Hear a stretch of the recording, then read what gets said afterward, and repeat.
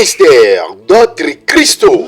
Venez célébrer avec nous à Châtres, que vous soyez frères et sœurs de la communauté d'autres Christo ou simplement en quête d'une communauté chrétienne. Nous vous invitons chaleureusement à participer à nos cultes. Sous l'onction de l'appelé de Dieu, pasteur Mathieu Rodonou. C'est l'occasion idéale de se réunir dans la prière, le partage et l'adoration. Programme tous les dimanches de 16h à 17h30. Adresse 1er rue Saint-Lubert, 28 000 Châtres. Contact +33 07 55 88 54 19. Email d'autrescristo@gmail.com. Rejoignez-nous et vivons ensemble la grâce de Dieu. Que le Seigneur soit véritablement béni. C'est toujours une joie pour moi de vous retrouver, mes bien-aimés, dans le Seigneur. Et soit Dieu va nous faire du bien. Nous sommes dans le livre d'Ecclésiaste, chapitre 1, si quelqu'un peut me lire le verset 2. Ecclésiaste, chapitre 1, le verset 2. Vanité des vanités, dit l'Ecclésiaste. Vanité des vanités, tout est vanité. Amen. Merci, serviteur. Vanité des vanités, dit Ecclésiaste. Vanité des vanités, tout est vanité. J'intitulerai le terme de cet après-midi, de ce dimanche, l'homme n'est rien sans Dieu. L'homme n'est rien sans Dieu. Il faut que ça rentre dans nos oreilles, bien-aimés. Il faudrait que ça rentre dans les oreilles de tous ceux qui écouteront ce message par la suite. L'homme n'est rien sans Dieu. Au moins avec Dieu, l'homme est quelque chose. Mais sans Dieu, l'homme n'est rien. Alors, dans le verset Ecclésiaste chapitre 1, dans le chapitre 1 et le verset 2, la Bible dit « Vanité des vanités », dit Ecclésiaste, « vanité des vanités ». Tout est vanité. Alors, mes bien-aimés dans le Seigneur, je prie pour que la prédication ce dimanche touche véritablement notre vie, au-delà du fait que ça peut nous toucher, au-delà du fait que j'espère que ça nous touche, je prie pour que ça transforme notre vie, ça transforme notre philosophie, ça transforme notre logiciel de vie, ça transforme, n'est-ce pas, notre conduite dans la société, et que ça nous ramène surtout à avoir une relation sincère, profonde et palpable avec Dieu.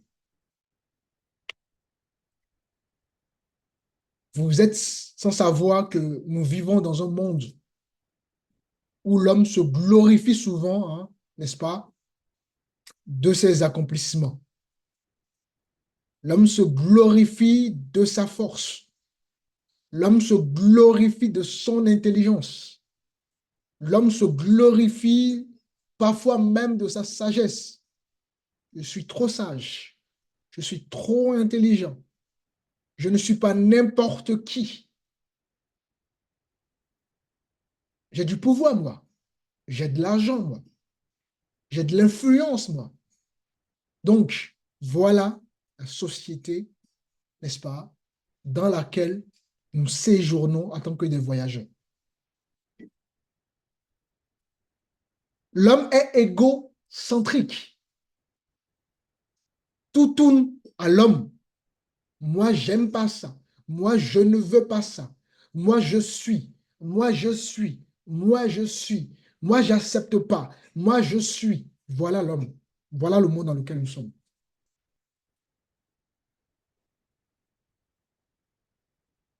Pire, les chrétiens se retrouvent dans cette position à nourrir, n'est-ce pas, leur ego.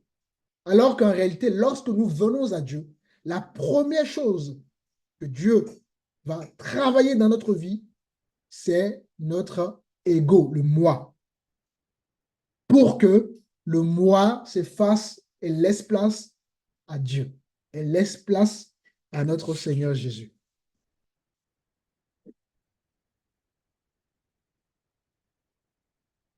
Voilà le monde dans lequel nous sommes. Et voilà comment vivent les êtres humains, n'est-ce pas, qui ne sont pas brisés. Voilà comment vivent les êtres humains. Un monde égocentrique. Un monde où tout est centré sur l'homme. Un monde où tout est... on donne de l'importance à ce que l'homme a, à ce que l'homme est, à ce que l'homme vit, à ce que l'homme pense, et très peu d'importance à ce que Dieu dit, à ce que Dieu pense, à ce que Dieu fait. Alléluia. Alléluia. Amen. Amen, amen. Vanité des vanités. Tout est vanité. Alors, avant de continuer, avant d'aller plus loin, nous sommes rapidement dans Job chapitre 1. Job chapitre 1. Par la grâce du Seigneur, le Seigneur va nous faire du bien en cet après-midi par sa parole puissante et vivante qui ne cesse d'agir dans les cœurs et ne cesse de transformer, n'est-ce pas, notre vie. Job chapitre 1. Je lis au nom de Jésus-Christ. Prenez le dernier verset, avant-dernier verset, chapitre 1.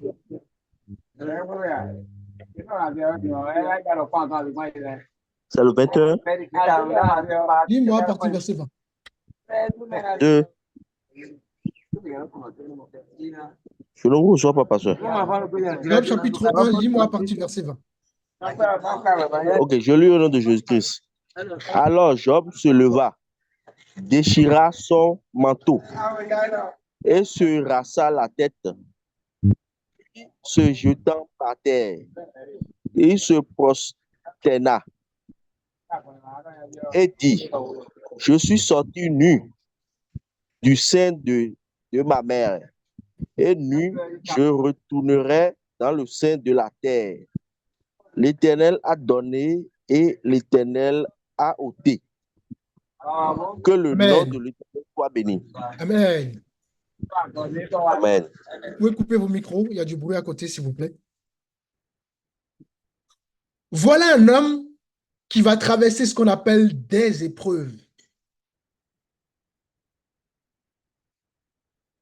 Nous, on traverse des petits bobos et on en a déjà marre. Hein. Nous, on a un petit différend avec quelqu'un. On a déjà alerté toute la société. Hein. On a déjà fait beaucoup de bruit. Hein. J'aime pas ça. Je n'accepte pas. Je ne suis pas n'importe qui. Petit bobo, on a déjà montré notre cœur. Hein. On a déjà rasé toute la terre pour des petits bobos. Voilà un homme qui pourtant craignait Dieu, qui pourtant aimait Dieu. Au point même que Dieu rend témoignage à cet homme en disant qu'il est un homme intègre, qu'il est un homme juste. Voilà un homme qui marchait dans les commandements de Dieu, qui marchait non pas selon la mentalité de la société, non pas selon la pensée de la société, non pas selon le train de la société. Là où 10 000 courent vers la pensée de la société, lui, il est capable de dire non, je ne suis pas le mouvement, je ne suis pas le vent, je ne suis pas la masse dominante, mais je suis mon Dieu. Lui, il est capable, là où tout le monde dit oui, de dire non. Lui, il est capable, là où tout le monde dit non, de dire oui. Lui, il est capable de dire quelque chose qui soit différent de ce que la masse pourrait dire. Et pourtant, mes bien-aimés, et pourtant, frères et sœurs, il a vécu ce qu'on appelle une réelle épreuve. Il va perdre 10 enfants. Il a eu 10 enfants et ces 10 enfants ont été décédés. Imaginez, vous avez un enfant. Lui, il en avait 10 et les 10 ont perdu la vie. Waouh! À sa place, combien de personnes diraient Dieu est cruel, Dieu est méchant, Dieu n'existe pas. Comment un Dieu d'amour pourrait permettre cela? Quel Dieu vous louez? Vous êtes des sectes, vous êtes des charlatans. Combien diront ces affirmations dans une telle épreuve dans notre époque-ci? Combien? Combien diront de telles choses dans cette époque-ci? Je vous laisse le soin d'y répondre dans votre cœur. Alors, cet homme, ayant vécu, ayant subi, ayant traversé des situations extrêmement compliquées, difficiles, il a su garder raison. La Bible déclare que cet homme était aussi riche. Il avait beaucoup d'argent, beaucoup de matériel. Et du jour au lendemain, il va tout perdre. Même une petite cuillère, il n'en avait plus.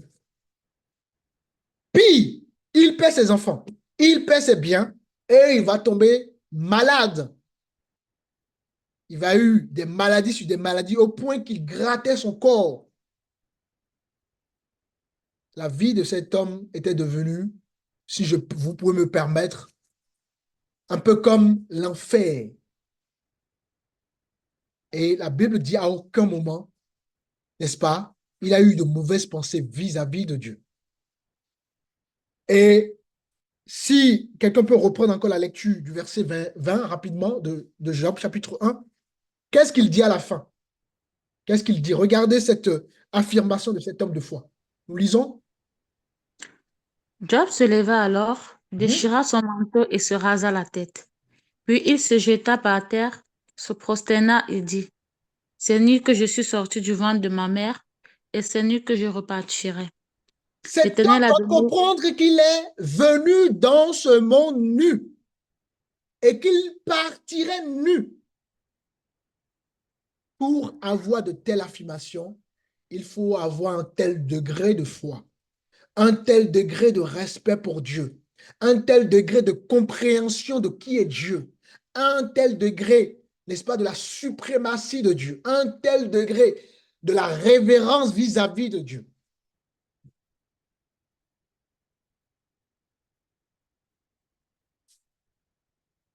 Le jour où on va manger du gari, on va critiquer Dieu. Le jour où il n'y aura rien dans le frigo, on va critiquer Dieu. Le jour où nos enfants vont tomber malades, un petit palu là, on va critiquer Dieu. Mais lui, il a vécu ce qu'est la souffrance dans son extrême.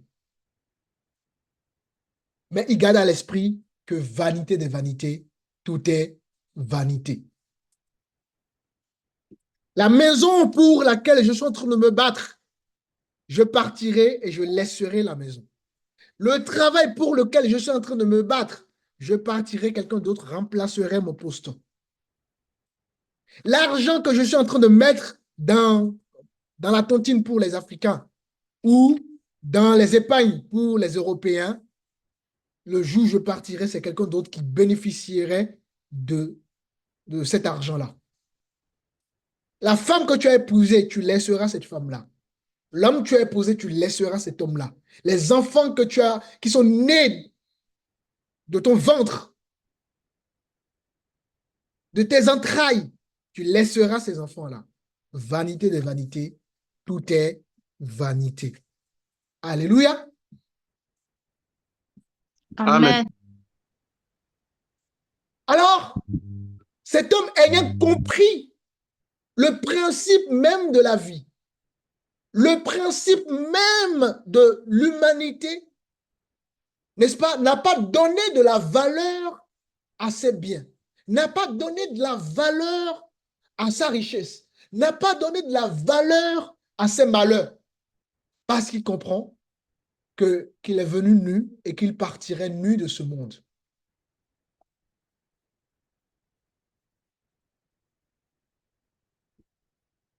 Chrétiens d'aujourd'hui, est-ce que les chrétiens d'aujourd'hui ont compris ça? Est-ce que les chrétiens d'aujourd'hui ont compris ça? Les chrétiens d'aujourd'hui, ça court à la richesse, ça court à la beauté, ça court à tout, on court après tout. Et puis, quand on a quelques différences avec des gens, des frères, des sœurs, là, ça part en cacahuète. Ça s'énerve, ça se braque, on appelle Washington, on appelle Charles de Gaulle, voilà, tout le monde doit être au courant de ce qui ne va pas. Voilà les chrétiens d'aujourd'hui.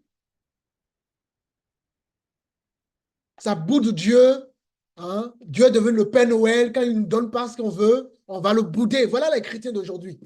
Quand on a l'impression de ne pas avancer, soi-disant, on va bouder Dieu. Voilà les chrétiens d'aujourd'hui.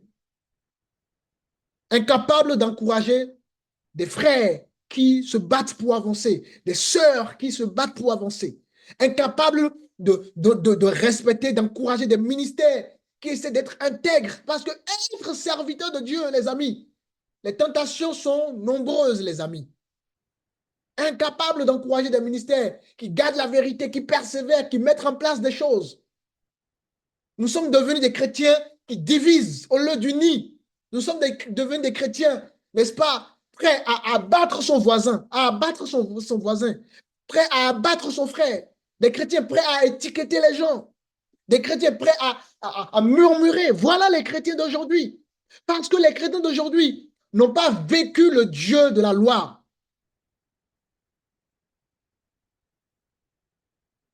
Des chrétiens axés sur l'argent, l'argent, l'argent, l'argent, l'argent, la richesse, le ventre, le ventre. Mais vous allez voir au travers de cette prédication que tout ceci n'est que vanité des vanités.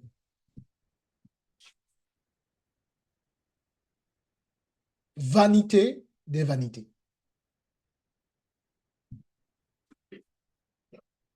Les réalités de la vie nous rappellent constamment, les amis, que l'être humain, n'est-ce pas, n'est rien.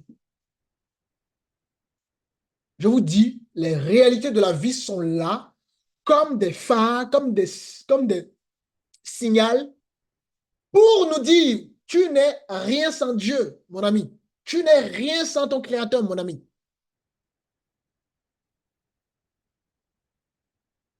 Malgré tout ce qu'on peut posséder, malgré l'importance que la société peut nous accorder, les réalités de la vie sont là pour nous dire, mon ami, calme-toi, pose-toi. Voilà comment Dieu a façonné ce monde. Par exemple, la maladie est là pour nous rappeler que nous ne sommes rien. Qui d'entre vous tombe malade et possède encore de l'énergie? Pendant que vous étiez en train de marcher, vous tombez sur la rue, c'est des gens qui vont vous porter pour vous amener à l'hôpital. Pourtant, votre argent, vous avez peut-être un compte bancaire blindé. L'argent ne va pas se déplacer pour vous porter. Ça pourra payer peut-être le médecin, les médicaments. Et encore, vous pouvez payer tous les médicaments du monde sans forcément être guéri.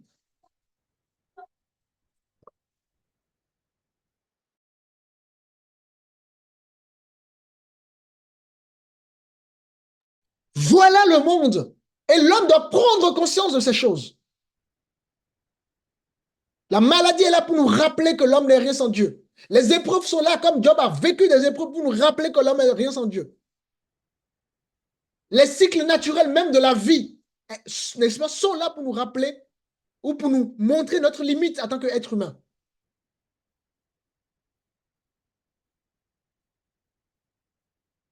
Alors, j'espère au travers de cette prédication que nous allons méditer sur la fragilité de l'homme que nous sommes.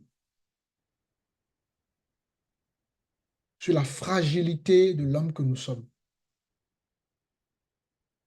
Alléluia. Amen. Amen. L'homme est fragile et limité. Voilà pourquoi Ecclésiaste 1:2 dira vanité des vanités, tout est vanité. Alors, nous sommes dans Ecclésiaste chapitre 3. Est-ce qu'on peut me lire le verset 20, s'il vous plaît?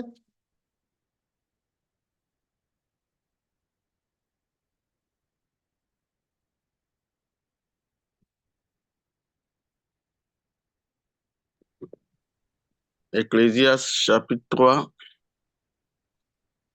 verset 20. Amen. Tout va dans un même lieu. Tout a été fait de la poussière et tout retourne à la poussière. Mais qu'est-ce que vous entendez là?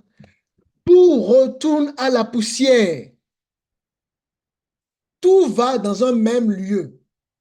Tout a été fait de la poussière et tout retourne à la poussière. La maison que j'ai, elle est construite par la poussière. Elle repartira en poussière. Le corps que j'ai, n'est-ce pas? Il a été façonné par la poussière.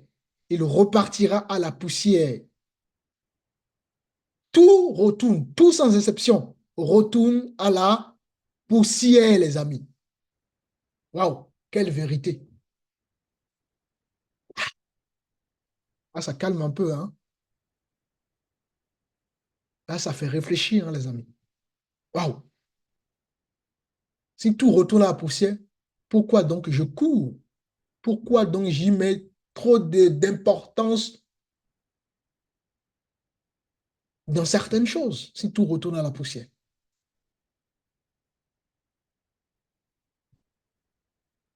Quand je vais mourir, mon corps deviendra poussière.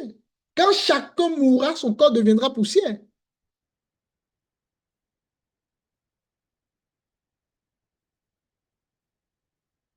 Donc, notre existence terrestre, nous le comprenons au travers de ce verset, est tout simplement temporaire. Alors, pourquoi ne pas laisser de bons souvenirs? Pourquoi ne pas laisser des bonnes choses?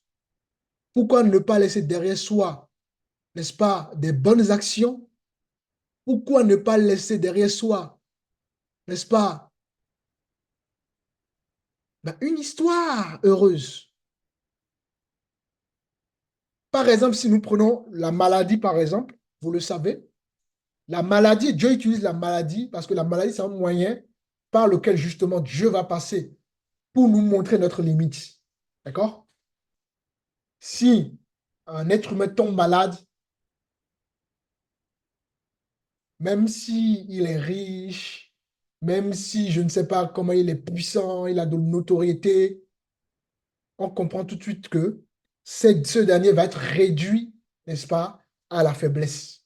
Un homme malade, c'est un homme réduit à la faiblesse. Et la faiblesse, devant la faiblesse, c'est fini. C'est les autres qui feront pour nous. Devant la faiblesse, c'est les autres qui agiront pour nous à notre place. Alors, où est mon argent? Où est la notoriété que j'avais? Vous voyez? Donc, toutes ces réalités-là sont là pour nous dire, mon ami, marche avec Dieu, crains Dieu.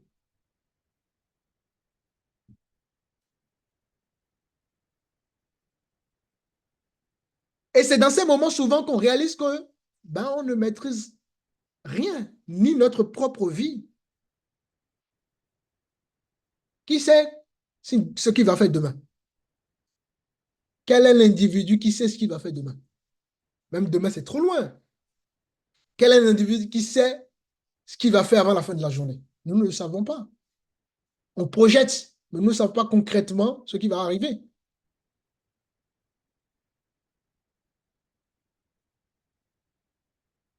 Il y avait un roi, je ne vais pas lire aujourd'hui, vous lisez Isaïe 38, 37, 38, vous avez le temps, vous lisez l'histoire de ce roi-là, il s'appelle roi Ézéchias, et Dieu va rappeler à ce roi justement sa fragilité en permettant que ce roi tombe malade. Et c'est dans la maladie que ce roi va se rendre compte qu'il fallait qu'il s'humilie devant Dieu. Et quand il a compris dans sa maladie, parce qu'il y a des gens qui passent par ces choses et qui ne comprennent pas. Mais lui, heureusement, il a compris qu'il fallait qu'il s'humilie devant Dieu. Et lorsqu'il a compris qu'il fallait qu'il s'humilie devant Dieu, Dieu a prolongé sa vie. Donc, vous voyez que des erreurs de ce roi viendra une maladie qui a pour but d'interpeller ce roi. Et heureusement, ce roi comprend dans sa faiblesse qu'il n'était rien sans Dieu. Beaucoup passent par des moyens d'interpellation, mais ne comprennent toujours pas ce qu'est la vie. Les moyens d'interpellation, ça peut être, comme je vous disais, la maladie, ça peut être le manque d'argent, ça peut être, n'est-ce pas, la mort, ça peut être le fait de perdre tous ses biens, ça peut être autant de choses. Et les moyens d'interpellation sont là pour nous ramener à Dieu, vers Dieu. Mais dans ces moyens d'interpellation, très peu prennent conscience. Heureusement, ce roi prend conscience qu'il n'était rien et il va s'humilier devant Dieu. Et en fin de compte, n'est-ce pas, Dieu va prolonger sa vie.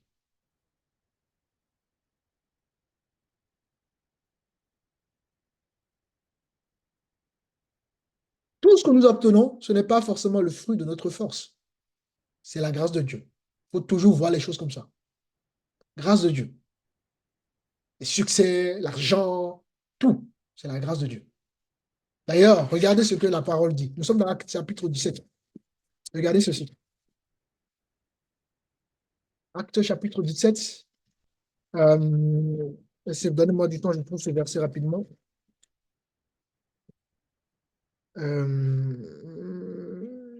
Quelqu'un peut me lire le verset 28 rapidement? À 17, verset 28.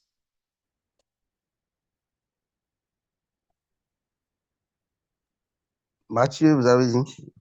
Acte chapitre 17, le verset 28.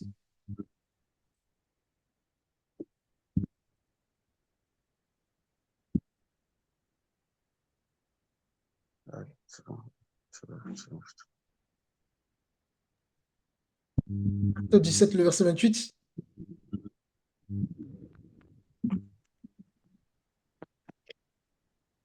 Je dis au nom de Jésus-Christ. Amen. En effet, c'est en lui que nous avons la vie, le mouvement de l'être, le mouvement et l'être. Amen, c'est bon. Oui? Car nous avons en lui la vie, le mouvement et l'être. Comme je vous disais, il n'y a rien qui soit de notre propre capacité, de notre propre force. Le succès, l'argent, tout ce que nous obtenons ne viennent pas de notre propre force. Pourquoi? Car nous avons en lui, en qui? En Dieu, Seigneur, la vie, le mouvement et l'être. Alléluia. Amen. Amen. Tout ce que nous faisons sous le soleil est vanité. Vanité des vanités, les amis. Alors, l'homme n'est rien sans Dieu. Revenons encore dans Ecclésiaste chapitre 1 de tout à l'heure et nous allons descendre un peu plus bas. Nous prenons, merci Seigneur pour ta présence, le verset 14, Ecclésiaste 1.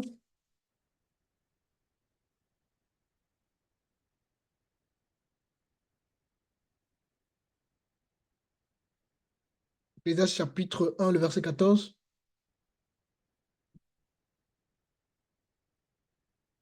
Ecclésiaste 1, verset 14. J'ai vu tout ce qui se fait sous le soleil. Et voici, tout est vanité et poursuite du vent. Alléluia. Waouh. J'ai vu tout ce qui se fait sous le soleil. Voilà un homme à qui Dieu a donné de la sagesse. Dans 1 Roi chapitre 3, le verset 9, il va demander à ce que Dieu lui donne la sagesse.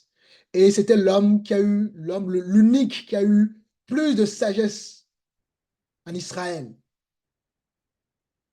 Cet homme-là que vous voyez ici, c'est l'homme, il a tout vécu. L'argent, les femmes, tout. Il a goûté à tous les bonheurs qui existent. Alors, à la fin de sa vie, voilà ce qu'il va dire par l'Esprit. J'ai vu tout ce qui s'est fait sous le soleil, et voici, tout est vanité et poursuit du vent. Le vent, vous savez, vous ne pouvez pas attraper le vent. Le vent, vous pouvez courir après le vent, vous n'allez jamais réussir à l'attraper. Vous n'allez jamais réussi. Tout est poursuivi devant, les amis.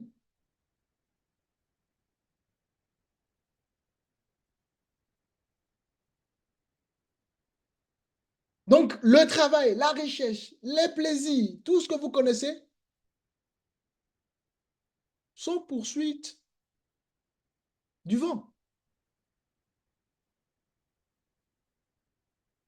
Tout ce que nous, pourquoi nous nous battons, finit par perdre le sens à un moment donné. Quand on ne met pas Dieu, évidemment, dans notre vie. Mais quand Dieu est centré dans notre vie, il donne du sens à notre vie.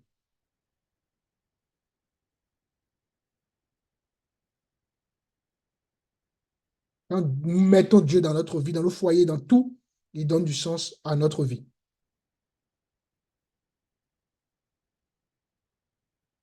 Mais sans Dieu, l'homme n'est rien.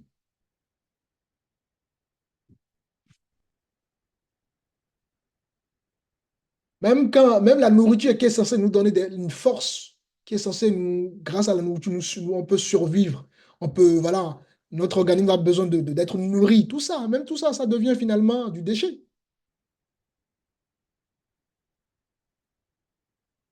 Donc, Salomon a été le plus riche parce que Dieu a permis qu'il puisse vivre des choses pour être capable justement de recevoir ses révélations. Et Salomon, c'était l'homme le plus riche en son temps. Salomon, c'est l'homme le plus sage. D'ailleurs, si vous voulez, on peut voir. Nous sommes dans 1 Roi, chapitre 3. On lit rapidement le verset 9.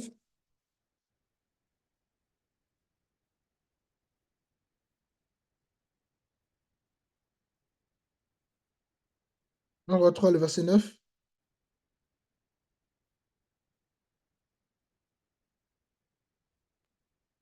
Un roi 3, verset 9. Accorde donc à ton serviteur un cœur intelligent pour juger ton peuple, pour discerner le bien du mal.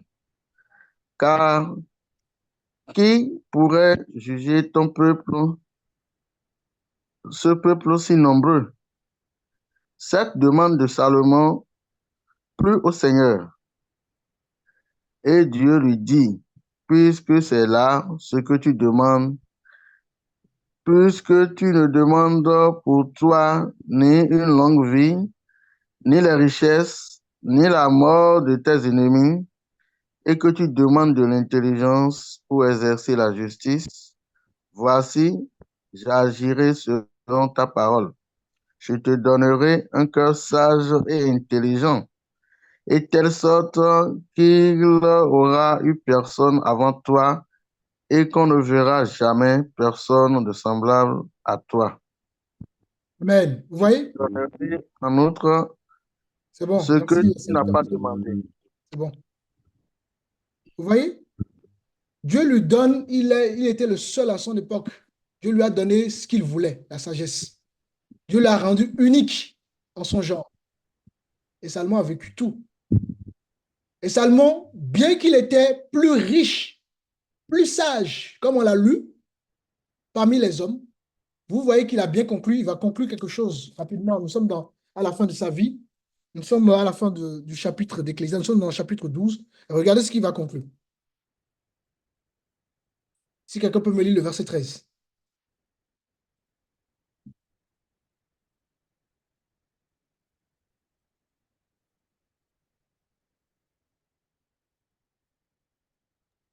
Je lis au nom de Jésus-Christ.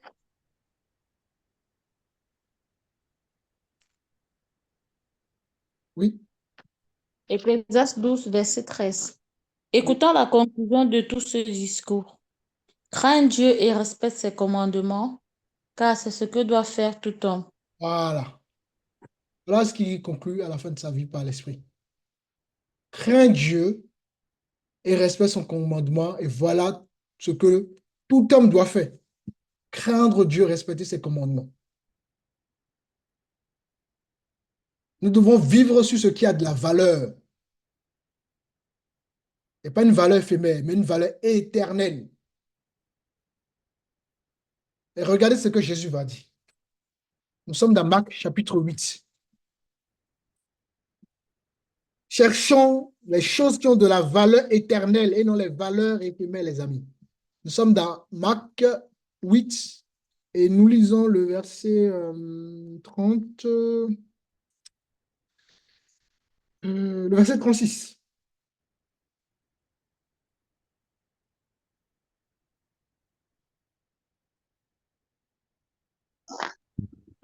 Marc 8, verset 36.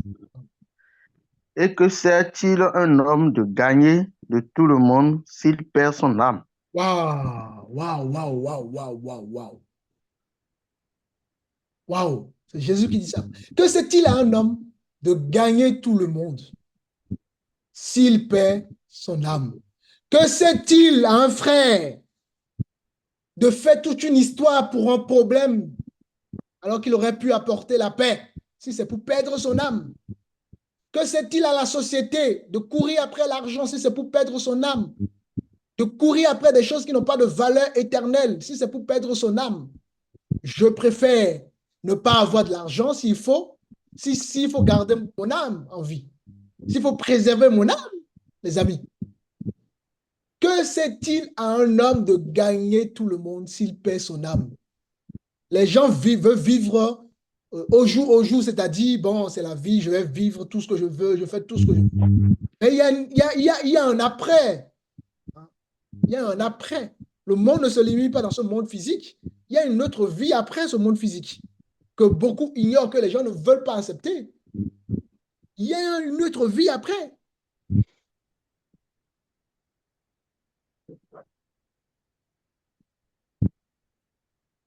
Il y a une autre vie après, les amis. Regardez cette histoire. Regardez, nous allons lire, je ne voulais pas lire à la base, mais nous allons lire cette histoire-là. L'Esprit me voulait vraiment qu'on lit ça. Nous sommes dans Luc. Hein? Il y a une vie après. Regardez deux hommes qui vont vivre et voyez voir leur après. Nous sommes dans Luc chapitre 16. Est-ce qu'on peut me lire à partir du verset, bon, on va sauter des versets, mais bon, on va prendre déjà à partir du verset 19, au fur et à mesure.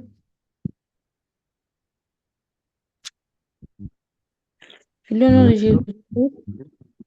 Mhm. Luc 7, verset 19.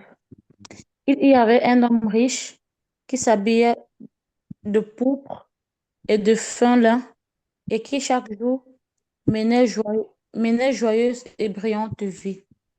Un pauvre du nom de Lazare était couché devant son portail, couvert d'ulcères. Il aurait bien voulu se rassasier des miettes qui tombaient de la table du riche. Amen. On va d'abord Cependant, s'arrêter là. Voilà la vie de deux individus. L'un qui est riche et qui s'en foutait de la vie des autres, l'autre qui est pauvre. D'accord? L'autre mangeait la viande tous les jours, au point même que c'est ces chiens qui mangent. Voilà. Et Lazare, lui, il avait faim. Impossible pour lui de manger. En tout cas, d'être nourri par ce riche-là. D'accord? C'est l'image des gens qui veulent vivre la vie et qui ne prennent pas conscience qu'il y a une autre vie après. D'accord? Et Lazare, c'est l'image de quelqu'un qui prend conscience de Dieu. Alors, qu'est-ce qui va se passer? Continue.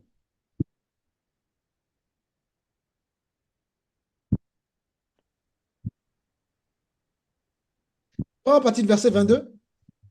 le pauvre mourut et fut porté par les anges auprès d'Abraham. Waouh! Vous voyez? Après sa mort, lui va être porté par les anges. Regardez, vous allez voir une différence entre la mort de ce pauvre et la mort du riche. Lui, il a été porté par les anges et regardez la mort du riche. Continue.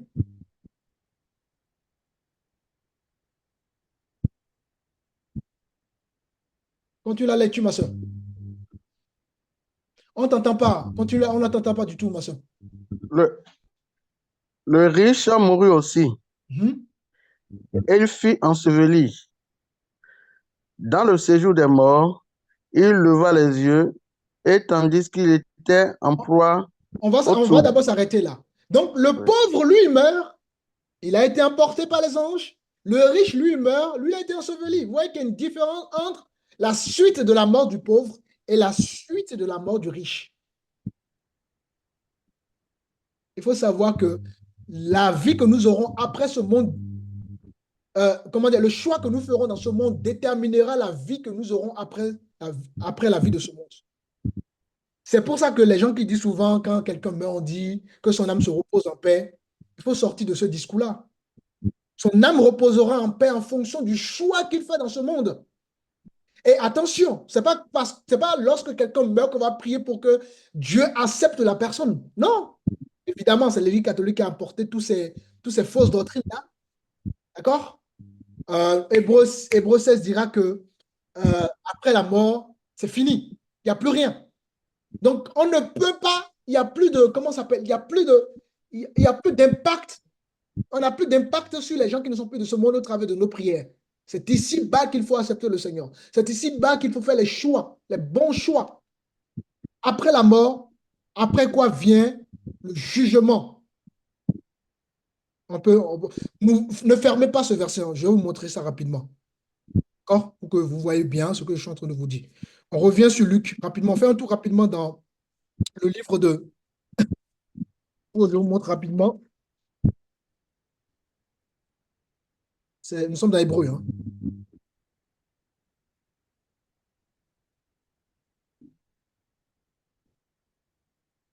Que le Seigneur nous aide. Hébreu 9. Quelqu'un peut me lire le verset 27 rapidement. Et on revient sur Luc pour terminer. Hébreu 9, verset 27. 27. Oui, 27. Le verset 27. Ok. Et comme il est réservé aux hommes de mourir une seule fois, après quoi vient le jugement. Voilà. Vous voyez? Il est réservé à l'homme de mourir une seule fois, une seule fois. Après quoi vient quoi le jugement?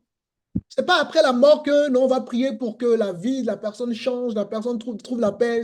Tout ça, c'est de la vanité. Bon, ah, mon peuple périt pas manque de voilà, mon peuple périt pas manque de connaissances. Hein. On sait que c'est l'ignorance qui font dire ces genres de choses-là, mais il faut prendre conscience à un moment donné que il n'y a plus rien après la mort. Il y a plus de voilà, on n'a plus d'impact sur les gens qui sont décédés.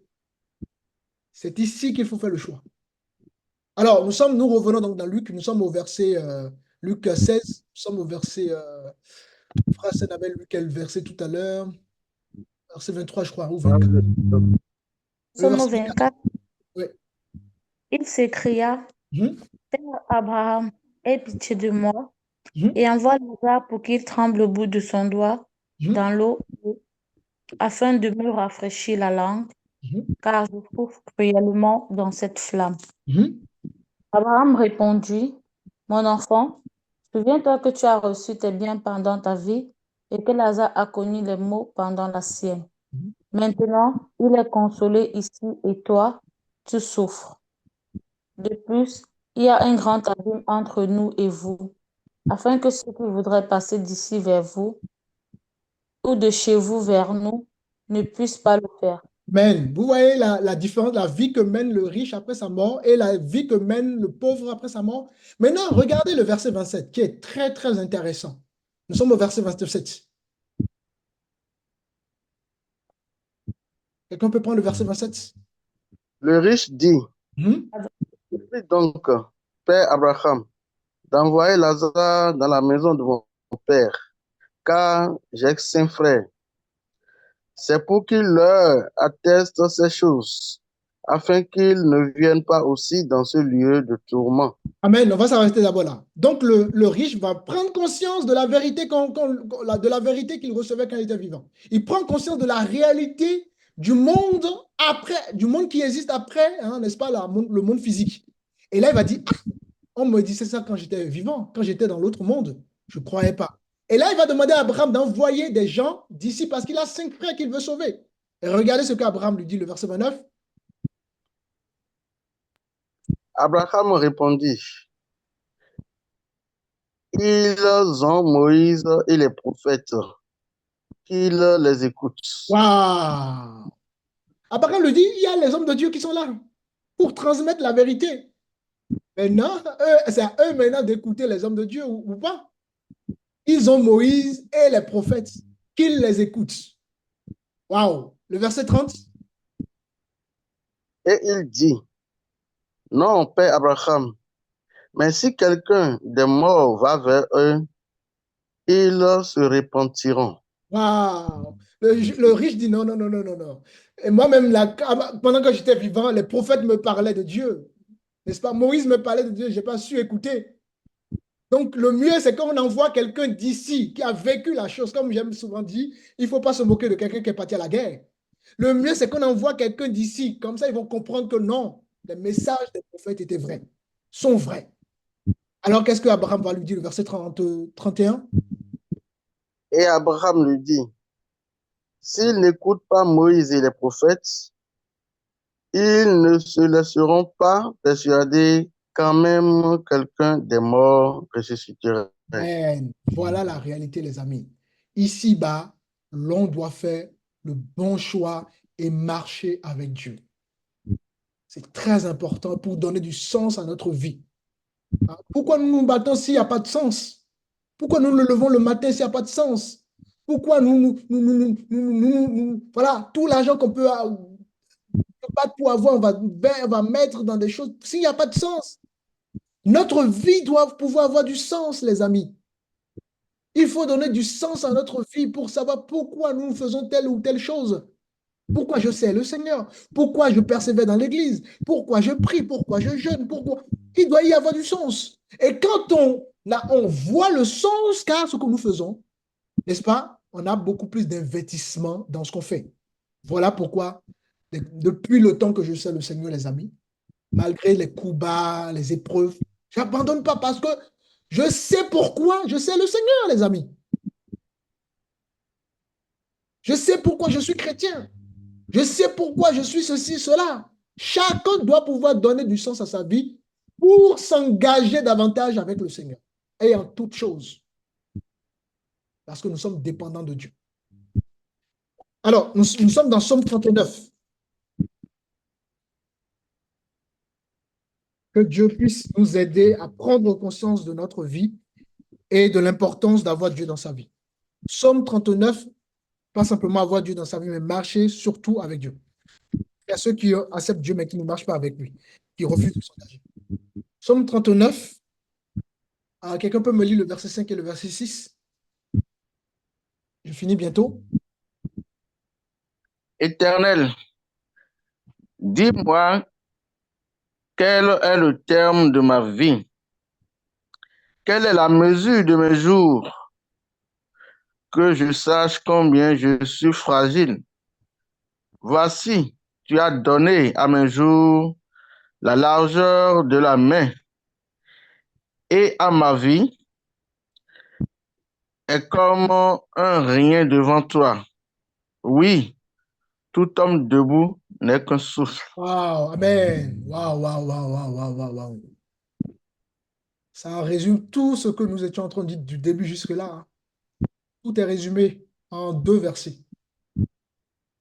Les amis, notre souffle, notre santé, notre capacité intellectuelle, tout ce qu'on a l'impression de posséder, n'oubliez jamais que ça vient de Dieu. Toutes ces choses viennent de Dieu. Amen. Santé, ça vient de Dieu, n'est-ce pas? Nos capacités viennent de Dieu. Tout vient de Dieu. La joie vient de Dieu, les amis. Et quand on comprend que toutes ces choses viennent de Dieu, lorsqu'une épreuve, n'est-ce pas, surviendrait, n'est-ce pas, ça va être l'occasion pour nous, tout simplement, d'avancer avec le Seigneur, de nous rapprocher encore plus du Seigneur. Parce que c'est lui qui prend, c'est lui qui donne, c'est lui qui enlève. Quand on va mourir, ce sont les autres qui vont nettoyer notre corps. On peut être machin, on est en train de... Là, on est en train de montrer que, ah oui, tu vois, je suis belle, je suis beau, machin, machin. Je porte des costumes de 1 million. Mais le jour où je vais mourir, c'est un monsieur qui n'a même pas un lien avec moi, qui va nettoyer mon corps, qui va m'habiller. Les gens se prennent la tête, alors que demain, si quelque chose arrive, c'est l'extérieur qui s'occupera d'eux.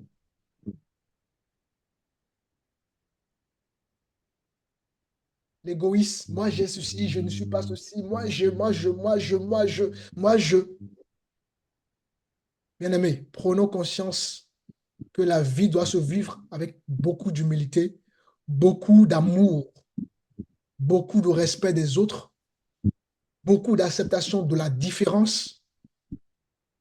Hein? Tout le monde ne peut pas penser de la même manière. C'est très important d'accepter la différence de l'autre et avancer avec Dieu.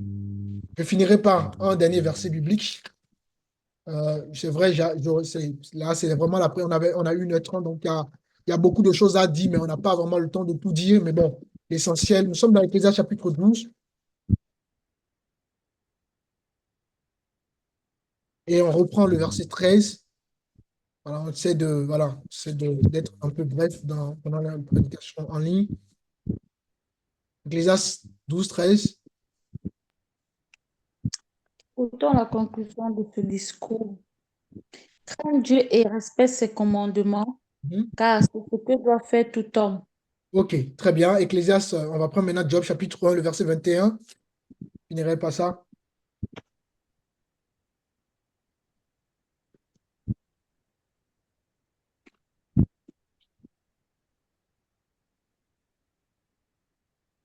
Job 1, le verset 21. Job 1, verset 21. Mhm. Je suis sorti nu du sein de ma mère, et nu je retournerai dans le sein de la terre. L'Éternel a donné et l'Éternel a ôté. Que le Amen. nom de l'Éternel soit béni. Alléluia. Ecclésiaste 12, 13 dit, écoutons la fin, d'accord, du discours de Ecclésiaste qui nous instruit, hein, tout simplement, crains Dieu et observe ses commandements, parce que c'est là ce que doit faire, n'est-ce pas, tout homme. Donc, tout être humain doit en réalité craindre Dieu. Tout, sans exception. Et ensuite, Job nous dit, dans Job chapitre 1, le verset 21, Job nous dit, l'Éternel a donné et l'Éternel a ôté, que le nom de l'Éternel soit béni. Voilà la conduite de tout homme. Maintenant, nous qui écoutons ces paroles, que ces choses soient davantage appliquées dans notre vie et on invite Dieu dans notre vie pour que justement notre vie puisse avoir du sens et qu'on puisse avancer avec Dieu. Je m'arrêterai là pour ce dimanche. Alléluia.